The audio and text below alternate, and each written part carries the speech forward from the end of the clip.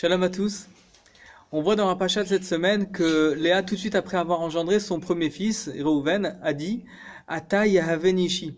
Cette fois-ci, mon homme m'aimera. En fait, elle souffrait, car bien sûr, elle ne lui était pas destinée. Et donc, c'était Esav qui devait se marier avec elle. Et donc, elle a subi en fait ce manque d'amour.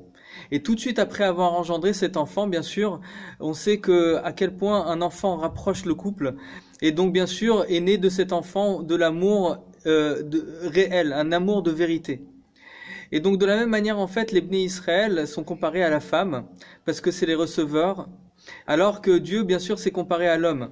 Et de la même manière qu'on se trouve dans l'exil actuellement, nous aussi on souffre. On souffre comme Léa, de ne pas voir le Beth Amikdash, de ne pas être attaché totalement corps et âme avec Dieu d'une manière dévoilée, de voir le Beth Amikdash. Et donc nous aussi on souffre d'une certaine manière parce que l'exil est grand et beaucoup de nos frères sont dans un exil, une torpeur justement de la galoute où on ne voit pas Dieu.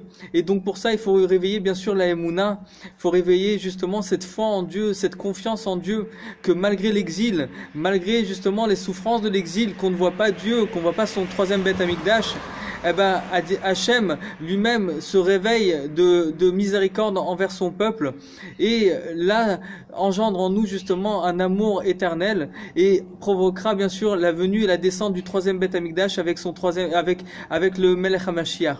Alors bien sûr, ne pas désespérer, bien au contraire, être joyeux, faire les mitzvot, la Torah et les mitzvot dans la joie, dans la simcha, dans la sainteté et aspirer à travers bien sûr notre prière à s'attacher totalement corps et âme avec Dieu et de dévoiler justement sa volonté ici-bas sur terre jusqu'à ce que Dieu lui-même entende la plainte de ses enfants et qui redévoile justement sa lumière au grand jour pour tout le peuple d'Israël et pour toute la création si Dieu veut.